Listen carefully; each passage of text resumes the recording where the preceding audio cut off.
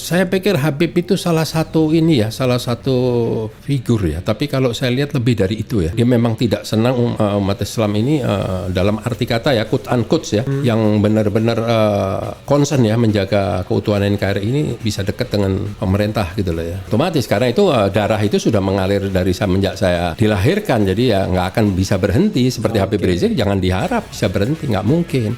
Nah itulah yang tadi tidak bisa dilokalisir, hanya udahlah ulama itu ngomong saja soal keagamaan. Padahal soal keagamaan dan keumatan itu seperti dua sisi dari mata uang yang sama. Iya. Ini kan yang kejadian sekarang ini kan sudah mulai menyisihkan agama, menyisihkan ulama. Ya inilah yang terjadi.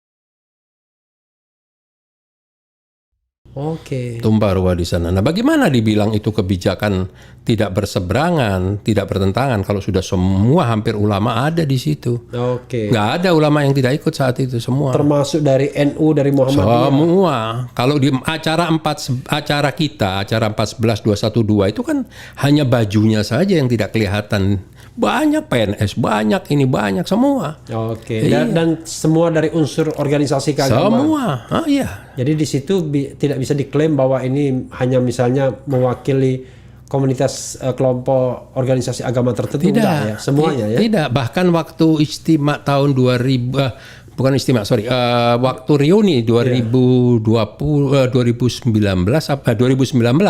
sebelum acara itu saya mengundang lintas agama di Hotel Sofyan. Ada dari Hindu, Katolik, Nasrani, Buddha, diundang semua. juga guys. Akhirnya mereka hadir semua. Oh, tahun 2019. Oh, terakhir ya? Sebelum. 2019 betul. Dengan 2019. Iya, terakhir kan? Iya, dan terakhir mereka kita hormati pandemi. naik ke atas panggung dan mereka disambut, dituntun dari bawah sampai ke atas panggung. Mereka nangis, meneteskan air mata. Tidak menyangka, ternyata dia pikir bayangan dia bakal akan mengalami perlakuan yang tidak baik. Ternyata tidak, justru mereka ada satu, saya lupa ya, kalau nggak salah namanya siapa, dia bilang, Ustaz bagaimana kalau saya nanti kelihatan kalung salib saya? Kalau saya bilang, cari kalung yang lebih besar, keluarkan dari baju. Biar Anda nanti tahu perlakuan. Justru malah di situ malah dihormatin karena dianggap tamu kan. Kan kita dalam agama Islam itu akromud dhaif itu menghormati tamu itu adalah segala-galanya gitu loh. Jadi mereka tidak mengerti filosofi orang Islam. Iya. Orang Islam itu jangan diperangi.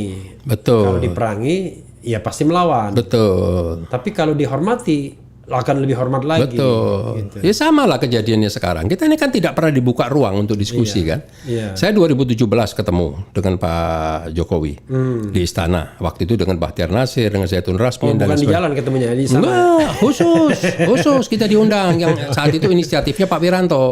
Oke. Menko Polhukam. Menko Polhukam. Tapi tidak ada tindak lanjut. Oke. 2019 saya bertemu lagi di Istana Bogor.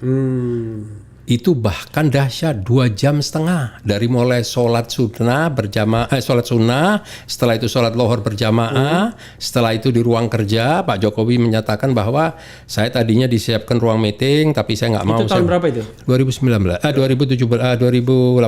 18. Iya. Wah itu kan menjelang pilpres.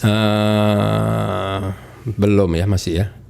Ya kan menjelang pilpres. Iya, tapi belum ada kaitan sama sekali ya. Oke, belum ada pembicaraan. Nggak ada. Itu total 2,5 jam kita. Siapa aja yang hadir? Saat itu kita berenam ya. Saya dengan Ustadz Sobri Lubis, Ustadz Slamet Ma'arif, dengan Abar Ra'ut Al-Bahar, Ustadz Muhammad Khotot, Usama Hisham. Usama Hisam kan orang Golkar. Ya, dia inisiatornya. Oh, inisiatornya. Iya, inisiatornya. Sebetulnya ya kita sudah istilahnya Siapa tadi Bahar tadi? Abah Ro'ud Al-Bahar. Oh, dari mana itu?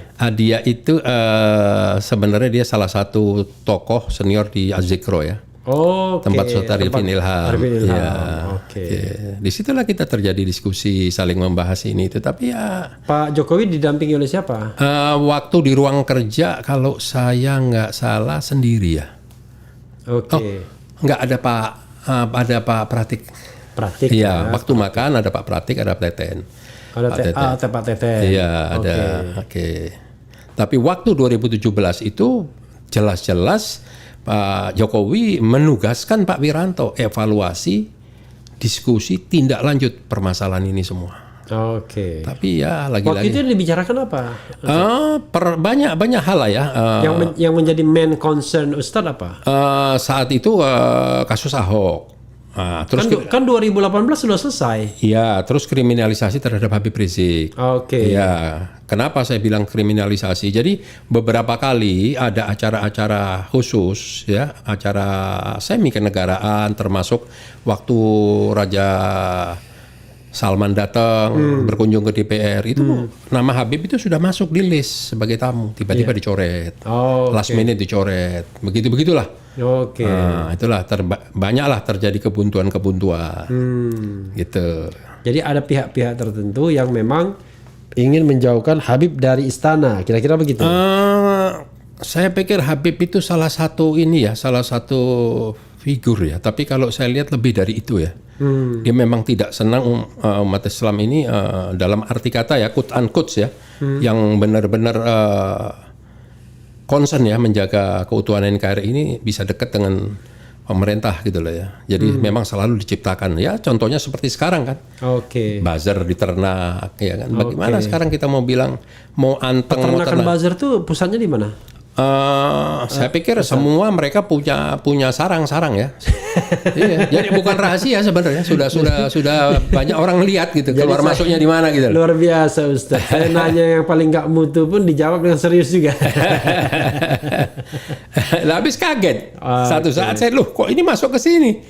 Saya amati ini ternyata ini rupanya di sini sangkarnya ini. Oke.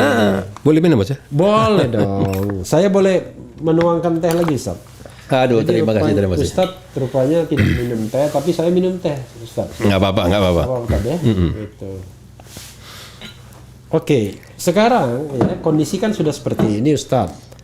Apa yang ingin Ustaz harapkan atau apalah ya dalam sisa pemerintahan Presiden Jokowi ini? Jadi apa yang sebenarnya yang mau diharapkan, mau yang dikerjakan, mau apalah judulnya begitu? Iya, kalau saya lihat kan begini ya, kalau kita ini hanya cuman bisa mengkritisi, memprotes dan lain sebagainya kan juga tidak fair ya. Nah, kita juga pingin dalam arti kata apa yang kita suarakan, ya kan, yang jelas-jelas itu adalah perubahan. Oke. Ya, contoh misal, dengan mudahnya orang melaporkan kalangan sekitar kita. Misalnya. Jam 12 dilaporin, jam 1 sudah dipanggil atau kadang-kadang dicokok. Misal, Ya. harus konkret. Iya konkret, banyak. Misal siapa? Iya banyak. Contoh kayak orang anak-anak FPI. Munarman. Nah, kalau Munarman lain lagi itu kan, itu memang udah diincar lama. Iya kan. Nah, tapi kalau laporan-laporan yang disampaikan oleh kita maupun orang lain tentang orang-orang yang tadi saya bilang di ternak, hampir tidak pernah ada yang diproses. Jadi mereka merasa kebal hukum. Karena mereka merasa kebal hukum, terus-terusan begini. Nah, contohnya siapa? Ya banyak, ada Abu Janda, ada Denny Sergar dan lain sebagainya. Itu kan jelas-jelas ada Armando. Iya kan? Kenapa saya mesti sebut nama? Ya ini bukan rahasia, sudah. Itu, makanya saya kan daripada kita tutup-tutupin nama kan orang udah tahu semua kan. Betul. Iya kan? Nah, mereka menyerang segala orang. Kita pun, saya pun kenal juga tidak, tapi dia sebut-sebut fam saya. Contoh misal Martak loh, Martak itu kan banyak. Kalau saya hantam sergar yang lain kan pasti tersinggung. Nah, kalau nggak ngerti, nggak paham, yang sopan. Nah, kalau mau mengkritisi, mau protes, mau apa, ya yang konstruktif lah, gitu. Karena ini kan yang kita sampaikan ini kan bab membangun negara dalam arti kata. Nah, kenapa kok kita selalu begini? Karena contoh sekarang misal masalah HIP, masalah Omnibus Law dan masalah-masalah lain. Ini kan semua kayak dipaksakan di saat musim pandemi. Undang-undang Minerba. Undang-undang Minerba, iya, terus undang-undang perlindungan penggunaan dana COVID. Ini kan jadi aneh. Kok ada sesuatu yang mestinya harus diaudit dan lain sebagainya, tapi ini sudah dibuatlah peraturan-peraturan, ya kan? Iya, tapi kalau saya lihat concern GenPF Ulama itu tidak hanya soal di keumatan ya, tapi juga soal kenegaraan ya. Oh ya, otomatis. Oke. Otomatis karena itu darah itu sudah mengalir dari semenjak saya dilahirkan, jadi ya nggak akan bisa berhenti seperti Habib Rizik. Jangan diharap bisa berhenti, nggak mungkin. Oke, Nah itulah yang tadi tidak bisa dilokalisir, hanya udahlah ulama itu ngomong saja soal keagamaan. Padahal soal keagamaan dan keumatan itu seperti dua sisi dari mata uang yang sama. Iya. Ini kan yang kejadian sekarang ini kan sudah mulai menyisihkan agama, menyisihkan ulama. Ya inilah yang terjadi sekarang. Tapi begini Ustadz ya, di kalangan Islam sendiri kan selalu ada kontroversi kan. Jadi yang memang berjarak dengan pemerintah ada, atau memang sengaja di-exclude ya, dikasih jarak. Tapi kan yang direkrut ke istana juga ada juga. Banyak kan ulama-ulama. Bahkan ulama-ulama yang respected, dihormati. Banyak. Artinya problemnya kan bukan di Pak Jokowi, problemnya di ulama sendiri. Ya, pertanyaan sekarang yang dimaksud ada yang punya ketokohannya jelas, namanya juga jelas. Pertanyaannya suaranya jelas nggak? Oke. Disampaikan nggak? Itu pun pernah saya sampaikan ke Pak Jokowi dulu. Jadi waktu Pak Jokowi menyampaikan pada saya, pada kita ya saat itu, saya tidak memusuhi umat Islam. Saya kalau ke daerah selalu berkunjung ke pondok pesantren. Saya di sini sering mengundang ormas-ormas Islam. Ya saya sampaikan Pak Jokowi nggak salah, betul. Tapi yang terjadi kebuntuan komunikasi itu dengan kita-kita, tapi yang Bapak undang ini ormas-ormas yang tidak ada kaitannya, dalam arti kata tidak punya permasalahan apa-apa. Dan sayangnya mereka tidak menyampaikan ini aspirasi. Tidak kami rasakan lah, kalau saya bilang tidak sama sekali nggak mungkin lah ya. Mereka asik-asik aja kira-kira gitu.